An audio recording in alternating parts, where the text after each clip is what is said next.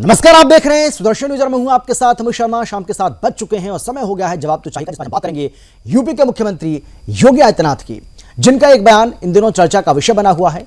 UP में जिनकी गर्मी शांत हो गई है, उन्हें दोबारा गर्म नहीं होने देना है। दरअसल सीएम योगी ने मेरठ में एक जनसभा को संबोधित करते हुए यह बात कही है। योगी ने कहा कि आज देख लो माफिया की क्या हालत हो गई है। अपराधियों, बदमाशों और गुंडों को स्पष्ट चेतावनी देते हुए कहा कि निर्दोषों को मारा तो मिट्टी भी नसीब नहीं होगी। कोई माई का लाल आपका बाल भी बांका नहीं कर सकता है, क्योंकि सुरक्षा की तगड़ी व्यवस्था यहां कर दी गई है। आज बड़े बड़े माफिया और आतंकवादियों की कैसी दुर्गति हो रही है सबको पता है। पहले जिनके नाम से ही कर्फ्यू लग जाया करता था, आज उनकी स्थिति हर कोई जानता है। मुख्यमंत्री ने कहा कि सपा सरकार के दौरान एक दुर्दांत माफिया ऐसा था जो चलता था तो मुख्यमंत्री हो या फिर मुख्य न्यायाधीश, इन सबके काफिले रुक जाते थे और केवल उसका काफिला निकलता था। मगर जब हमने रगड़कर उसे कोर्ट के सामने प्रस्तुत किया तो उसकी पैंट गीली हो गई थी। तब हमने उसे कहा था कि कानून को रोंदने वाले कानून कितना बड़ा है, यह एहसास हो रहा है क्या आपको कि नहीं? निर्दोष लोगों को मारोगे तो मिट्टी भी नहीं मिल पाएगी। अब यही सीएम योगी का बयान चर्चा के केंद्र में है। हालांकि कोई पहली बार नहीं है जब योगी की तरफ से ऐसा बयान दिया गया हो। आपको याद होगा कि यूपी में साल 2022 में हुए विधानसभा चुनाव में भी मुख्यमंत्री योगी आदित्यनाथ ने कुछ ऐसा ही बयान दिया था, जिसमें उन्होंने कहा था कि यह गर्मी जो अभी कैराना में और मुजफ्फरनगर में दिखाई दे रही है ना, मैं मई और जून में भी जो गर्मी रहती है उसमें शिमला बना देता हूं। और इस बयान का बीजेपी को चुनाव में काफी फायदा मिला था और अब उसी राह पर चलते हुए सीएम योगी ने लोकसभा चुनाव से पहले यह बयान दिया है। हालांकि विपक्ष इन्हीं मुद्दों पर यूपी सरकार को घेरने की लगातार कोशिश करता रहा है और इसे सीएम योगी की ठोको नीति बताता है। बुलडोजर को विनाश का प्रतीक बताकर कानून व्यवस्था पर सरकार को घेरता है, लेकिन योगी इसे ही अपनी सबसे बड़ी सफलता के रूप में पेश कर रहे हैं। यानी विपक्ष जिसे सरकार की विफलता बता रहा है, योगी उसे ही अपनी सफलता बताकर जनता से वोट की अपील कर रहे हैं। ऐसे में सबसे बड़ा सवाल यह है कि क्या योगी ने यह बयान जानबूझकर दिया है? क्या यह बयान लोकसभा चुनाव में बीजेपी के काम आएगा? क्या ठोको नीति और बुलडोजर कार्रवाई ही सरकार की सबसे बड़ी मजबूती बन गई है? और आखिर में सबसे बड़ा सवाल यह कि क्या विपक्ष सीएम योगी की ओर से बनाई गई इस महत्वपूर्ण रणनीति में फंसकर रह गया है?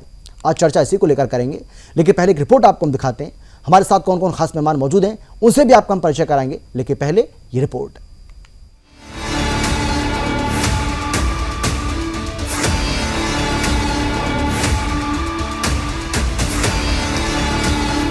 लोकसभा चुनाव के लिए देश भर में रैली जोरों शोरों से चल रही है।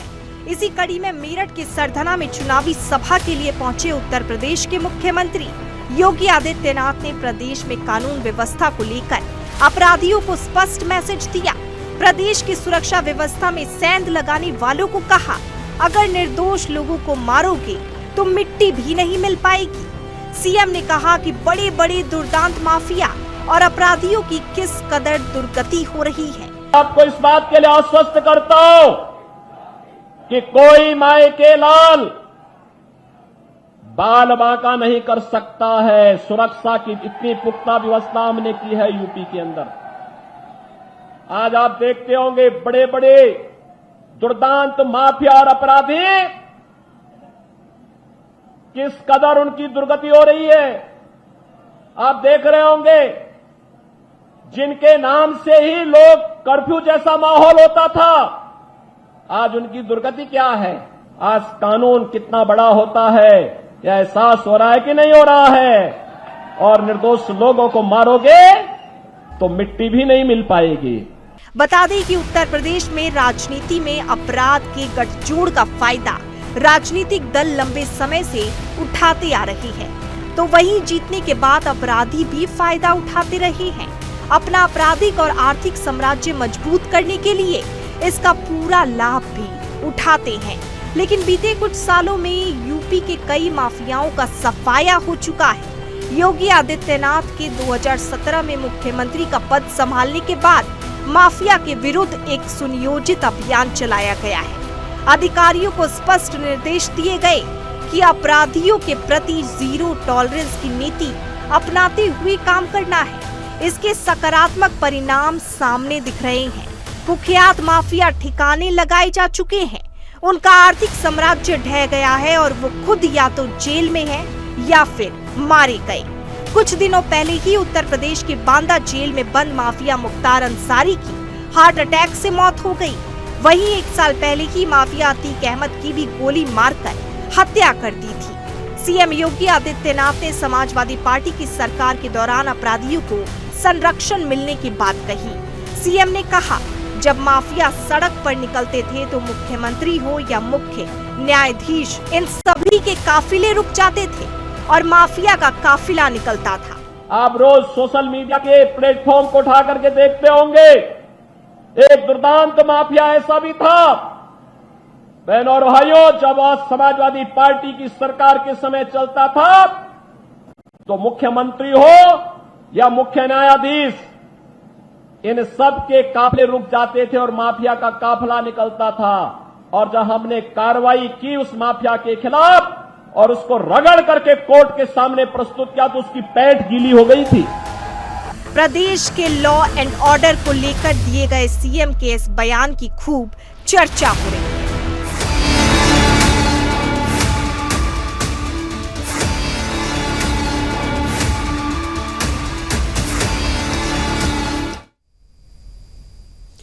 अच्छा प्रशासन और मजबूत कानून व्यवस्था, योगी आदित्यनाथ को भी यही लगता है कि उनकी सरकार की ये सबसे बड़ी मजबूती है पिछले 7 साल की अगर हम बात करें तो। लेकिन विपक्ष इसे सबसे बड़ी कमजोरी बताता है। और ऐसा लग रहा है 2022 में जो बयान दिया था वो आपने देखा होगा कि किस तरीके से सीएम योगी की ओर से बयान दिया गया और उसका जबरदस्त असर जो है वो देखने को मिला। और बीजेपी ने बड़ी सफलता भी हासिल की थी और कहा जा रहा है कि जो अच्छे खासे वोट बढ़े बीजेपी के, उसमें सीएम योगी के इस बयान की भी काफी भूमिका रही, काफी चर्चा का विषय भी उस दौरान ये बयान रहा था। हम चाहते हैं कि साल 2022 के विधानसभा चुनाव के दौरान सीएम योगी की ओर से जो कुछ कहा गया था, पहले वो बयान भी आप सुन लीजिए, उसके बाद चर्चा को हम आगे बढ़ाएंगे, चर्चा की शुरुआत भी करेंगे। जो अभी किराना में और मुजफ्फरनगर में कुछ जगह दिखाई दे रही है ना, ये सब शांत हो जाएगी इसके बाद। क्योंकि गर्मी कैसे शांत होगी, ये तो मैं मई और जून में भी इसको बहुत शिमला बना देता हूं। एक गर्मी जो अभी किराना में और मुजफ्फरनगर में कुछ जगह दिखाई दे रही है ना, ये सब शांत हो जाएगी इसके बाद। क्योंकि गर्मी कैसे शांत होगी, ये तो मैं मई और जून में भी इसको बहुत शिमला बना देता हूं। एक गर्मी। तो चलिए, यही आज हमारी चर्चा का विषय है। लेकिन कौन कौन खास मेहमान हमारे साथ मौजूद हैं, सबसे पहले उनसे आपका हम परिचय कराते हैं। बिना समय गवाए आगे बढ़ते हैं। अशोक तिवारी जी हमारे साथ जुड़ गए हैं, जो कि समाजवादी पार्टी के प्रवक्ता हैं। बहुत स्वागत है सर आपका। इसके अलावा हमारे साथ इंजीनियर कमल कमलेश, जो कि कांग्रेस के प्रवक्ता हैं, वो भी हमारे साथ जुड़ गए हैं। आपका भी स्वागत है। इसके अलावा बीजेपी के प्रवक्ता खिमचंद शर्मा जी हमारे साथ जुड़ गए हैं। खिमचंद जी, आपका भी स्वागत है। और इन सब के अलावा पॉलिटिकल एक्सपर्ट, राजनीतिक विशेषज्ञ के तौर पर अनिल गर्ग जी हमारे साथ जुड़ गए हैं। अनिल जी, आपका भी बहुत स्वागत है। लेकिन सबसे पहले मैं अशोक जी आपके पास आना चाहता हूं और सवाल मेरा आपसे यह है कि ऐसा लग रहा है कि जिन मुद्दों को लेकर आप लगातार यूपी सरकार को घेरने की कोशिश करते हैं, सीएम योगी को घेरने की कोशिश करते हैं, और आपको लगता है कि इसका बहुत ज्यादा इंपैक्ट पड़ेगा, यह काम आएगा, योगी आदित्यनाथ जो हैं या उनकी सरकार उन्हीं मुद्दों को आगे लाकर, उनको ऐसा लगता है कि इन मुद्दों को अगर हम आगे लाएंगे तो उसका उल्टा असर पड़ेगा, उल्टा फायदा होगा। यानी कि जिन मुद्दों को लेकर आप घेरने की कोशिश करते हैं वो उन्हीं मुद्दों को अपनी सबसे बड़ी मजबूती, अपनी सबसे बड़ी सफलता मानकर चल रहे हैं। और इसका असर भी हमने देखा है, चाहे वो 2019 का चुनाव हो लोकसभा का या फिर 2022 का विधानसभा का चुनाव हो, और अभी इसका असर दिखेगा, ऐसा नहीं है। क्या कहेंगे आप? देखिए अमित जी, 2019 को भूल जाइए, 22 को भी भूल जाइए, ये 2024 का चुनाव है। अच्छा, जबकि 10 साल की सरकार भाजपा की रह चुकी है, उस समय का चुनाव है। जनता को जो है इसमें उसके मुद्दे दिखाई दे रहे हैं जनता को। और हमारा अभी मैनिफेस्टो आया है जिसमें हमने एमएसपी की गारंटी दी है। स्वामीनाथन रिपोर्ट के अनुसार एमएसपी की गारंटी, किसानों का कर्ज माफ करने की बात कही है, 5,000 रुपया पेंशन देने की बात कही किसानों को जो कि 2.5 एकड़ से कम जमीन जिनकी है, सिंचाई मुक्त करने की बात कही है। ऐसे वादे किए हैं जो जन आकांक्षाओं के अनुरूप हैं। अच्छा, इनकी मांग किसान लगातार करता आ रहा है। हमने जो है समाजवादी पार्टी ने यह भी वादा किया है कि जो भर्तियां अनुसूचित जात की, जनजाति की और पिछड़ों की रिक्तियां हैं सरकारी नौकरियों में, उसको तत्काल भरा जाएगा। सवाल इस बात का है कि महंगाई कम करने की बात कही है, बेरोजगारी दूर करने की बात कही है, तो जरूरत जिस बात की है, जिस पर चुनाव हो रहा है, वो उसको नजरअंदाज नहीं किया जा सकता है इस समय। अच्छा ये बताइए, ठीक है भाई, ये तो सब आप लागू तब कर पाएंगे जब आपको जनता मौका देगी, ठीक है, वो तो एक बात का विषय है, लेकिन मैं आपसे जानना चाहता हूं कि माफियाओं से इतना प्यार, समाजवादी पार्टी को, मैं अशोक जी आ रहा हूं ना आपके पास, मैं सवाल आप ही से कर रहा हूं मैं, अशोक जी, समाजवादी पार्टी को माफियाओं से इतना प्यार और बुलडोजर से इतनी नफरत क्यों है, मैं ये जानना चाह रहा हूं आपसे भाई। कानून व्यवस्था, समाजवादी कानून व्यवस्था भी, किसी भी प्रदेश की कानून व्यवस्था भी मजबूत होनी चाहिए कि नहीं होनी चाहिए, माफियाओं का अंत होना चाहिए कि नहीं होना चाहिए, उनका खात्मा होना चाहिए कि नहीं होना चाहिए, तो मैं आपसे जानना चाह रहा हूं कि बुलडोजर से इतनी नफरत और माफियाओं से इतना प्यार क्यों है आपको? बिल्कुल आपका सवाल सही नहीं है। अच्छा, क्योंकि हमें तो मेरा सवाल तो आपको सही लगेगा भी नहीं, और जो आप चाहेंगे मैं वो पूछूंगा भी नहीं। बोलिए अब आप। नहीं, माफियाओं से कोई प्यार किसी को हो सकता है भला? माफियाओं से किसे प्यार होगा? माफियाओं से तो हर कोई नफरत करता है। अच्छा, माफियाओं से प्यार होने का सवाल ही नहीं उठता। तो अतीक और अशरफ माफिया थे या नहीं? नहीं, नंबर 2 बुलडोजर की बात। अतीक और अशरफ माफिया थे कि नहीं? बुलडोजर का इस्तेमाल सही होना चाहिए। मुख्तार अंसारी माफिया था कि नहीं? अशोक जी अब नहीं, मैं आ रहा हूँ, आपके सवाल का जवाब दे रहा हूँ, लगातार सवाल का जवाब दे रहा हूँ मैं आपके। नहीं तो मैं आपसे पूछ रहा हूँ कि सवाल का जवाब यह है कि सुल्तानपुर में एक डॉक्टर का पैर दिल कर दिया जाता है, बेरहमी से निशंस हत्या कर दी जाती है उसकी, तो बुलडोजर कहाँ रहता है? लखीमपुर खीरी में जिस तरह से दमन किया किसानों का, और जो है थार गाड़ी चला दिया, अमानवीय कृत्य था। अमानवीय कृत्य में बुलडोजर कहाँ गया? कानपुर में जिस तरह से प्रशासन बैठा रहा और महिला और उसका घर जला दिया गया बुलडोजर कार्रवाई करके, वहां पर बुलडोजर उन अधिकारियों के घर पे क्यों नहीं चला? सवाल इस बात का, क्या वो अधिकारी माफिया नहीं थे? वो भी माफिया थे, जिसने हत्या करी सुल्तानपुर डॉक्टर की। ठीक है सर, मैं आता हूं आपके पास, खेमचंद जी मैं आपके पास भी आऊंगा, लेकिन मैं चाहता हूं पहले कांग्रेस के जो प्रवक्ता हैं उनसे मैं उनसे मैं प्रतिक्रिया ले लेता हूं, उसके बाद मैं सीधा फिर जवाब लूंगा आपसे इन दोनों की बात का। ठीक है, कमल कमलेश जी, मुझे ऐसा क्यों लग रहा है कि योगी आदित्यनाथ की ओर से जो रणनीति बनाई गई है उसी रणनीति में आप फंसते हुए नजर आ रहे हैं? आपको ऐसा लगता है कि जिस मुद्दे को आप उठा रहे हैं उसका एक असर पड़ेगा, लेकिन उसका उल्टा असर पड़ रहा है, उसका फायदा हो रहा है बीजेपी को, तो ऐसा क्यों लग रहा है कि उनकी बनाई रणनीति में आप फंस गए? आपको भी समझ नहीं आ रहा है कि करें तो करें क्या, मुद्दा उठाएं तो कौन सा उठाएं और कैसे उठाएं? देखिए अनिल जी, कांग्रेस पार्टी कहीं से किसी मुद्दे में नहीं फंसी हुई है और न ही इंडिया गठबंधन किसी में फंसी हुई है। जहां आप लोग बात कर रहे हैं मुख्तार अंसारी जी की, तो कहीं ना कहीं इसमें अभी बात करने का तो सिर्फ एक ही मतलब है कि राजनीति एंगल से इसको देखा जाए। तो नहीं, ये राजनीति नहीं, वो कर रहे हैं जो उन्होंने कहा है, अभी जो बयान दिया है वो उन्होंने करके दिखाया है, उस पर वो बात कर रहे हैं। ऐसा नहीं है कि हवा हवाई बात हो रही है। माफियाओं को मिट्टी में मिलाया गया है, माफियाओं को मिट्टी में मिलाया गया है, ये बात आप जानते हैं।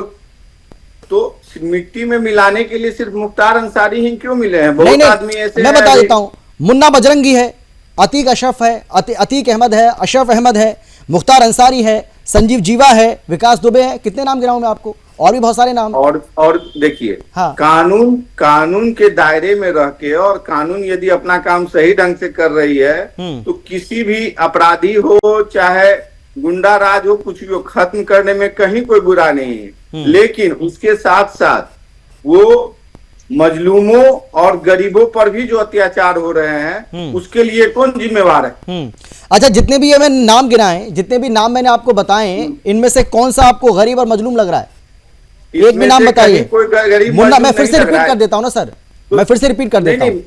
मुन्ना बजरंगी, अतीक अहमद, अशरफ अहमद, मुख्तार अंसारी, संजीव जीवा, विकास दुबे, इनमें से कौन सा आपको गरीब और मजलूम लग रहा है? अनिल जी, इसमें कहीं से भी योगी जी का कहीं योगदान नहीं है। कानून अपना काम बहुत मुस्तैदी से कर रही है, और यदि ये सब गुनाहगार थे या जो भी हो तो कानून अपना काम करेगी। इसमें योगी जी का कहां से योगदान आ गया कि हम मिट्टी में मिला देंगे और ये करेंगे वो कैसे आप बात कर रहे हैं भाई? जिसकी सरकार है, जिसका प्रशासन है, जिसकी पुलिस है, भाई कार्रवाई तो उसी के हिसाब से होगी ना।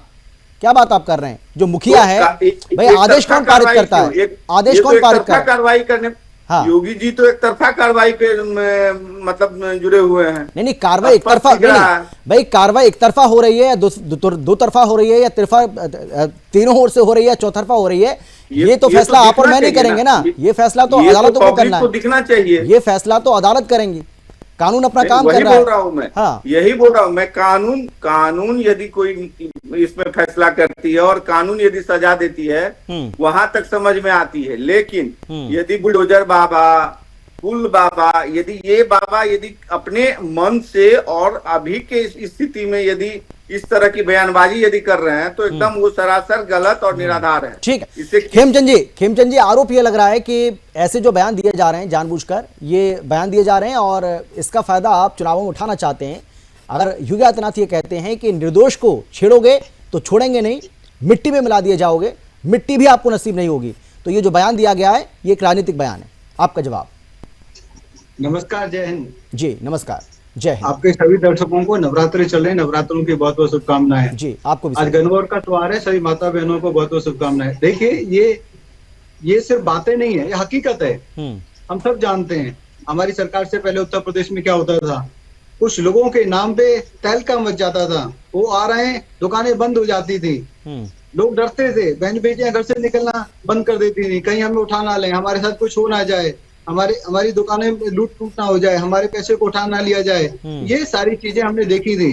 उत्तर प्रदेश का इतना बुरा हाल था कि वहां से बिजनेसमैन भाग रहा था, युवा वहां से भाग रहा था, किसान वहां पे दुखी था, कोई भी वहां पे खुश नहीं था। लेकिन हमारी सरकार आने के बाद वहां पे अपराधी भाग रहे हैं, अपराधी हाथ जोड़ते हैं, अपराधी पट्टी लटकाते हैं, कहते हैं हमें जेल में डाल दो।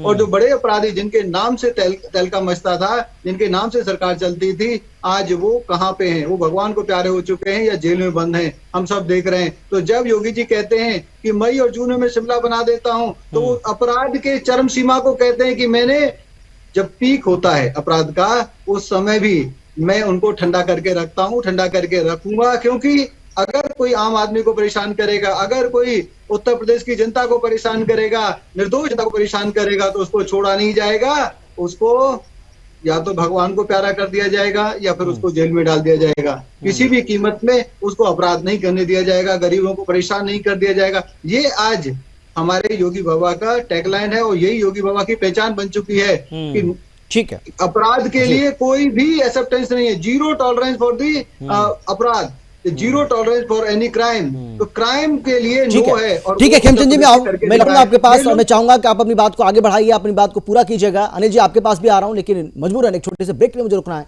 जल्द लौट रहे हैं छोटे से ब्रेक के बाद, फौरन लौट रहे हैं।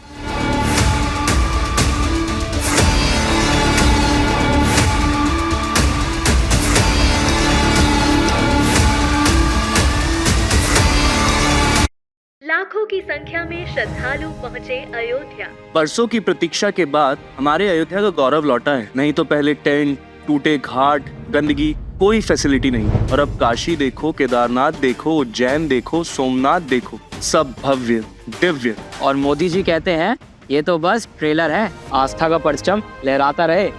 ये है मोदी की गारंटी, इसलिए हमारा पहला वोट मोदी को। ये है हमारी भी गारंटी।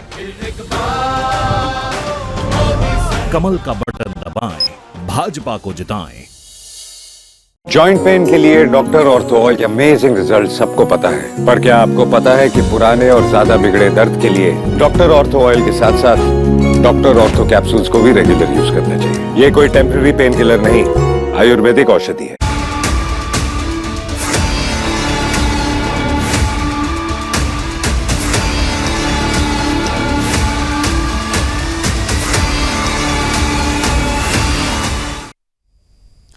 चलिए चर्चा को आगे बढ़ाते हैं। तमाम जो खास मेहमान लगातार हमारे साथ बने हुए हैं। अनिल जी, मैं अब आपके पास आना चाहता हूं। मैं आपसे ये जानना चाहता हूं कि अब सीएम योगी के बयान को आप किस तरीके से देख रहे हैं? क्या आपको लगता है कि ये पॉलिटिकल बयान है, या आपको लगता है कि ये चुनावी मौसम में ये बहुत ज़रूरी है? पॉलिटिकल तो है ही, कोई भी कुछ भी कह सकता है। अब जिस तरीके से अभी आप सुन भी रहे थे, कांग्रेस के जो प्रवक्ता हैं उनकी ओर से कहा जा रहा था कि भाई ये कोरी राजनीति करने की कोशिश की जा रही है, इस तरीके के बयान इस वक्त देने का मतलब तो यही निकाला जाएगा। लेकिन फिर भी आपको क्या लगता है, आप कैसे देख रहे हैं सीएम योगी के इस बयान को? देखिए, कोई भी राजनीतिक व्यक्ति है, राजनीति तो करेगा ही ना, इसमें तो कोई शक नहीं है। लेकिन फर्क क्या बदला है? राजनीति करते हो तो आप जनता के सामने अपनी नेतृत्व क्षमता किस तरह से दिखाते हैं, बड़ा सवाल ये है। 2017 में जब नेतृत्व बदला, उत्तर प्रदेश में सरकार बदली, तो उस समय सोच बदली, काम करने का तरीका बदला, अपराध के प्रति डील करने के लिए अप्रोच बदली, अधिकारियों को फ्री हैंड दिए, और नतीजा क्या रहा? नतीजा ये रहा है कि वहां पे अपराध सिमटने लगा, अपराधी या तो भागने लगे या मरने लगे या चले गए, जिसके परिणाम स्वरूप वहां का जो बिजनेस था, लॉ एंड ऑर्डर अच्छा हुआ, वहां का बिजनेस व्यापार फला फूला और जनता खुशहाल हुई। तो ये अप्रोच बदली है। देखिए, एक पुरानी कहावत है, अगर आपकी नजर बदलेगी तो नजरिया बदलेगा, और अगर नजरिया बदलेगा तो आपको जो नजारा दिखेगा वो सुखद होगा। तो 2017 में जो नजर बदली है उसका परिणाम देखने को मिल रहा है। आपने बुलडोजर की बात की, देखिए गैंगस्टर एक्ट का सबसे बड़ा सदुपयोग अगर किसी ने किया तो योगी जी ने किया। गैंगस्टर एक्ट तो उन्होंने बनाया नहीं था, लेकिन गैंगस्टर एक्ट का सदुपयोग किया।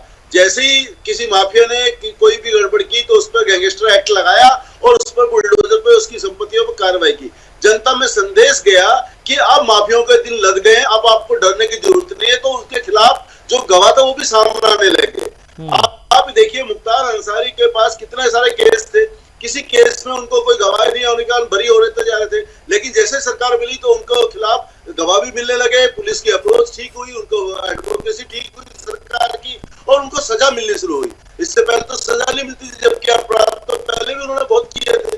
तो ये जो अप्रोच बदलती है सरकार की किसी भी चीज के लिए, तो उसका फिर रिजल्ट उसी का रूप आता है। इसलिए योगी जी डंके की चोट पे कहते हैं कि हम भारत के 1/5 पॉपुलेशन को होल्ड करते हैं, इसलिए हम भारत की जीडीपी में 1/5 आपका कॉर्पोरेशन देंगे, हम सहयोग देंगे, और हर रूप में हम भारत के 5वें हिस्से के रूप में खड़े होंगे। और ये कोई छोटी बात नहीं है। ये लॉ एंड ऑर्डर अच्छा होगा, व्यापारी खुशहाल होगा, जनता खुशहाल होगी, तभी संभव हो सकता है। और मैं समझता हूँ योगी जी की जो अप्रोच है इस मामले में, लॉ एंड ऑर्डर के मामले में, जीरो टॉलरेंस के मामले में, वो उचित है और जनता के फेवर में है। राजनीतिक व्यक्ति है, राजनीति आपको लगेगी, लेकिन जनता को भी वही राजनीतिक व्यक्ति पसंद आता है जो उनको फायदे के लिए काम करता है। मुझे लगता है योगी जी इसलिए वहां पे सर्वाधिक लोकप्रिय नेता है। जी बिल्कुल। और ये जो सवाल हम उठा रहे हैं कि क्या, देखिए विपक्ष क्योंकि इसी को मुद्दा बनाने की कोशिश करता है, जैसा कि मैंने पहले भी कहा कि वो कहते हैं कि जो बुलडोजर है ना, ये बुलडोजर विनाश का प्रतीक है।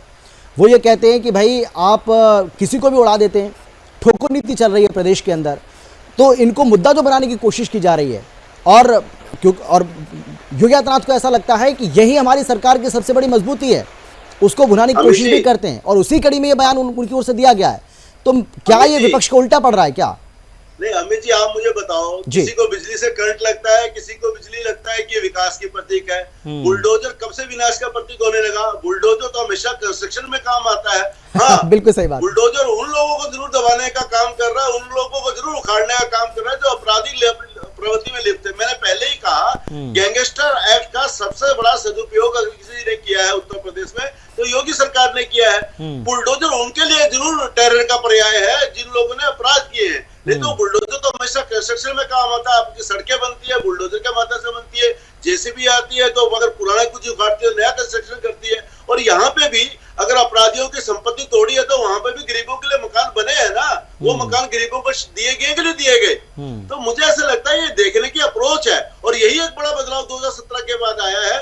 2017 से पहले अपराध और अपराधियों के प्रति सरकार की अप्रोच अलग थी, और 2017 के बाद अलग हो गई, और जनता इस अप्रोच से बहुत खुश है, जिसका नतीजा आपने देखने को मिला। 2022 में भी योगी जी को भरपूर समर्थन मिला, 2019 में पार्लियामेंट के चुनाव में भी भरपूर समर्थन मिला, और मुझे लगता है 2024 में भी इन सारी चीजों को जोड़ते हुए जनता भारतीय जनता पार्टी को भरपूर समर्थन दे सकती है, ऐसा मेरा मानना है। ठीक है, ठीक है अनिल जी, मैं लौटूंगा आपके पास, और मैं आपके पास भी आ रहा हूं अशोक जी। एक छोटे से ब्रेक के लिए रुकना है, फौरन लौट रहे हैं।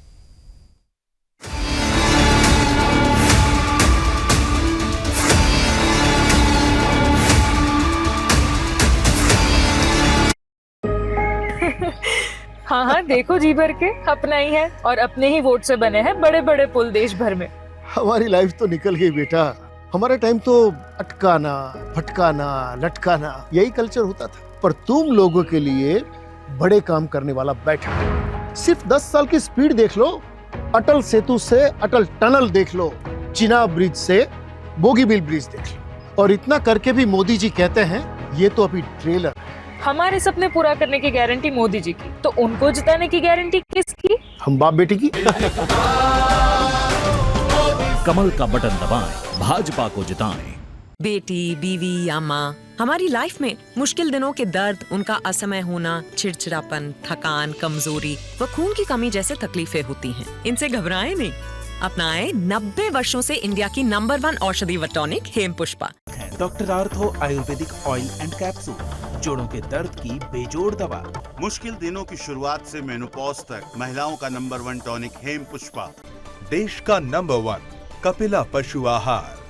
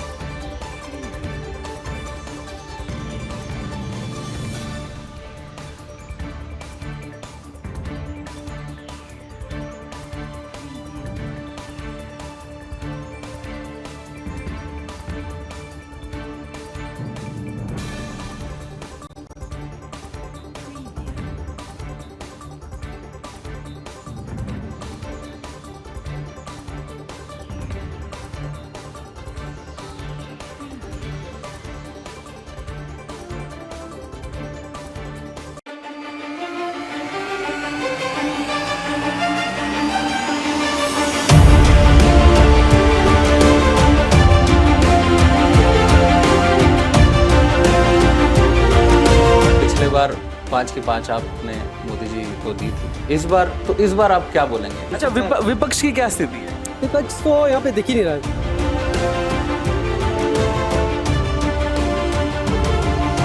मोदी ही कांग्रेस मुक्त भारत करेगा।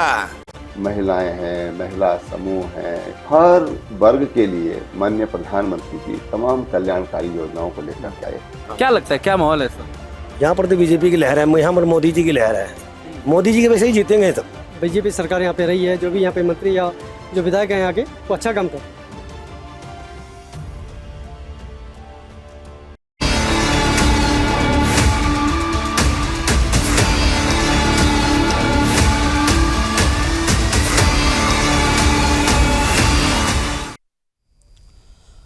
तो मिट्टी में मिला दिए, मिट्टी में रहने दो, यही कहा है असल में सीएम योगी ने। और उन्होंने कहा है कि जिन लोगों की गर्मी को हमने शांत कर दिया है, उनकी गर्मी को आपको एक बार फिर से बढ़ने नहीं देना है। जो मिट्टी में मिल चुके हैं उनको मिट्टी में ही आपको रहने देना है। चर्चा आज इसी को लेकर कर रहे हैं। अशोक तिवारी जी, मैं आपके पास आना चाहता हूं। भाई देखिए, आप माने या ना माने, लेकिन ये तो सच है कि बदलाव तो आया है, जिसका जिक्र मुख्यमंत्री योगी आदित्यनाथ भी कर रहे थे। और उन्होंने कहा कि एक समय ऐसा भी था, समाजवादी पार्टी के सरकार के समय, एक समय वो था जब मुख्यमंत्री का काफिला हो या फिर मुख्य न्यायाधीश का काफिला, और जब ये माफिया निकलता था तो इन दोनों के काफिले रुक जाते थे और उसका काफिला निकलता था। लेकिन अब परिस्थितियां पूरी तरह से बदल चुकी हैं, अब ऐसा नहीं होता है। तो ये तो सच है, गलत क्या है अशोक जी? चलिए, मुझे जानकारी मिल रही है कि अशोक जी को आवाज नहीं आ रही है मेरी। ठीक है, ठीक है। कमल जी, आपको मेरी आवाज आ रही है? आपने सुना सवाल मेरा? हाँ, आ रही है। हाँ, ठीक है। अगर सवाल आपने मेरा सुना है तो आप जवाब दीजिए इस बात का। नहीं, एक बार और रिपीट कर दीजिए। मैं ये कह रहा हूं आपसे कि भाई बदलाव तो आया है, आप माने या ना माने, बदलाव तो आया है। मुख्यमंत्री योगी आदित्यनाथ का ये कहना है कि समाजवादी पार्टी की सरकार के समय, एक समय ऐसा था जब ये माफिया निकलता था तो चाहे मुख्यमंत्री का काफिला हो या फिर मुख्य न्यायाधीश का काफिला रुक जाता था, उसका काफिला निकलता था। लेकिन आज ऐसा नहीं होता है। तो ये तो सच है। नहीं, ऐसा पहले भी नहीं होता था कि न्यायाधीश का काफिला रुक जाए। ये पूरी तरह से राजनीतिक बातें हैं जो अभी योगी जी कह रहे हैं।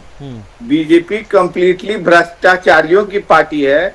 इसका जीता जागता उदाहरण है, जितने भी अभी भ्रष्टाचारी हैं वो बीजेपी में ही शामिल हो गए हैं। चाहे वो वह पेमा खांडू हो, जिसमें 2000 करोड़ का घोटाला करके घुस गए, जनार्दन रेड्डी जी हो, 35,000 करोड़ का घोटाला।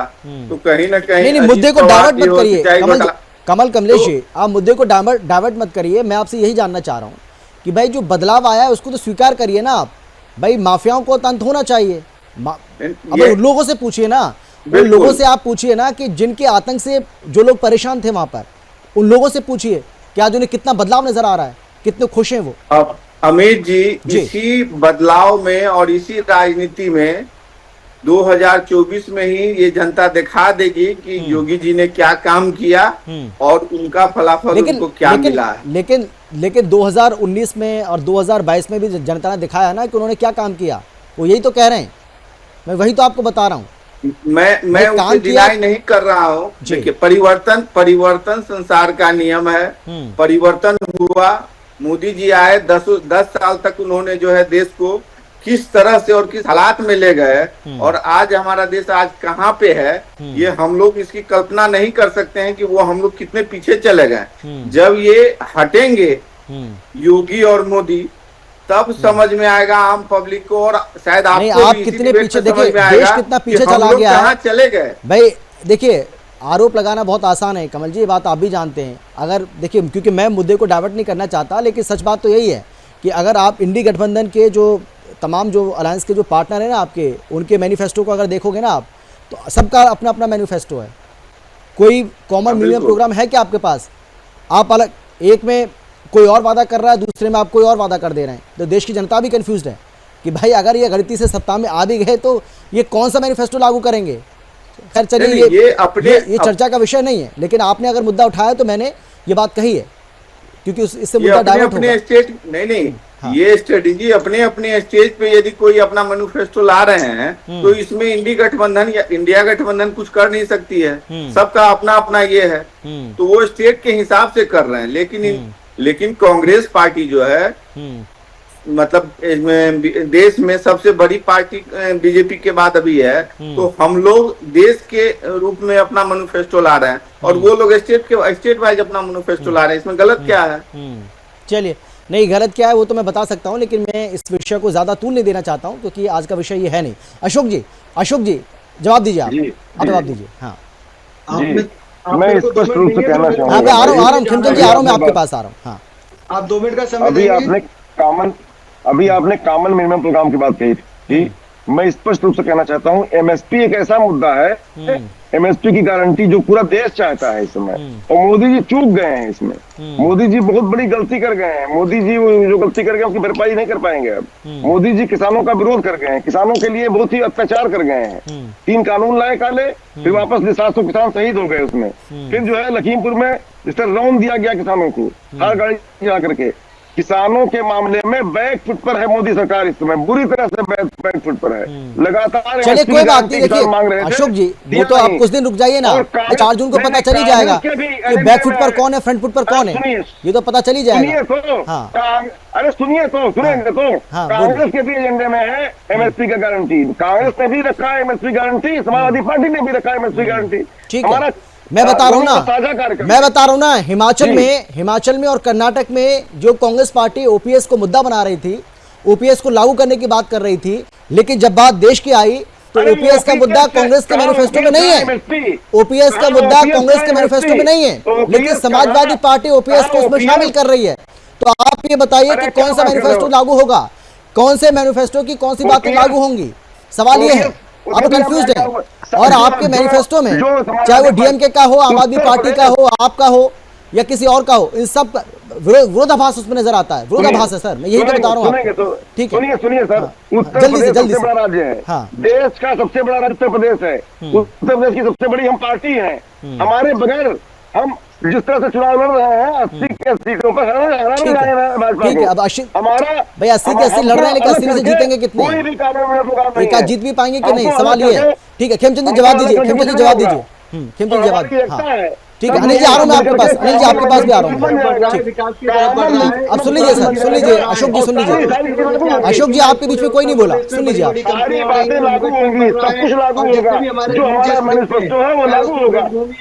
मथुरा वृंदावन हो, नंदगांव बरसाना हो, अयोध्या हो, काशी हो, बनारस हो, हर जगह आज पूरे विश्व से लोग रहना चाहते हैं, वहाँ पे विजिट करना चाहते हैं, घूमना चाहते हैं। वहाँ का लाभ लेना चाहते हैं। और उसकी वजह से आप देखेंगे आज पूरे उत्तर प्रदेश में जिस तरीके से आज जमीन का एप्रिसिएशन हुआ है, वहाँ पे बिजनेस की जो अपॉर्चुनिटी बढ़ी है, पूरा उत्तर प्रदेश बन रहा है। और उसका बहुत बड़ा कारण है जो अच्छा लॉ एंड ऑर्डर है। अच्छे लॉ एंड ऑर्डर की वजह से विश्वास जगह है, कॉन्फिडेंस जगह है। उत्तर प्रदेश के निवासी वहाँ पे अपने काम धंधे स्टार्ट कर रहे हैं, बाहर के लोग आ रहे हैं, बाहर के लोग वहाँ पे कंपनी स्टेब्लिश कर रहे हैं, अपनी इन्वेस्टमेंट कर रहे हैं, आगे ले जाने की कोशिश कर रहे हैं।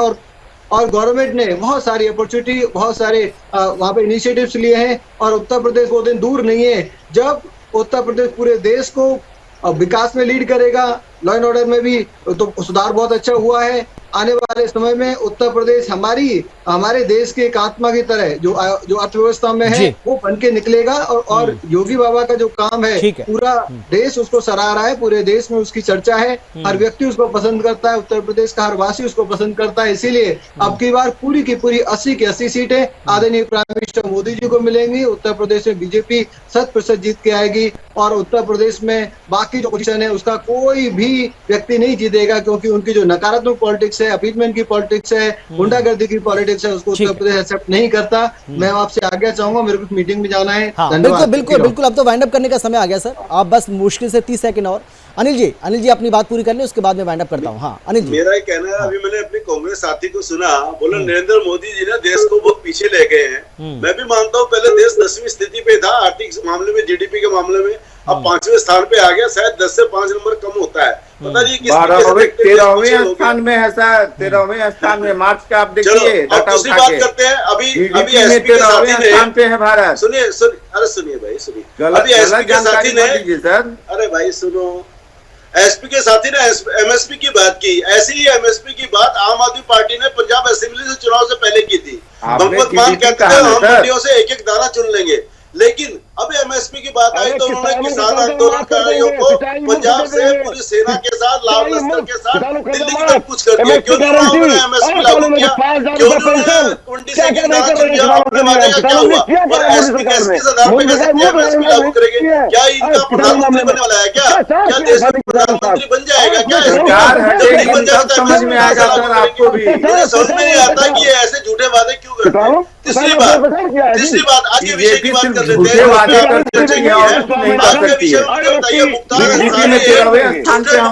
एक एक करके समय वैसे नहीं बचा मेरे पास, मेरे पास वैसे नहीं बचा। चलिए बहुत धन्यवाद सभी का विषय जुड़ने के, चर्चा में शामिल होकर अपनी बात रखने के लिए। सर समय बिल्कुल बचाया नहीं है, बहुत धन्यवाद। लेकिन देश और दुनिया की बाकी खबरों के लिए आप देखते रहिए सुदर्शन न्यूज। जय हिंद।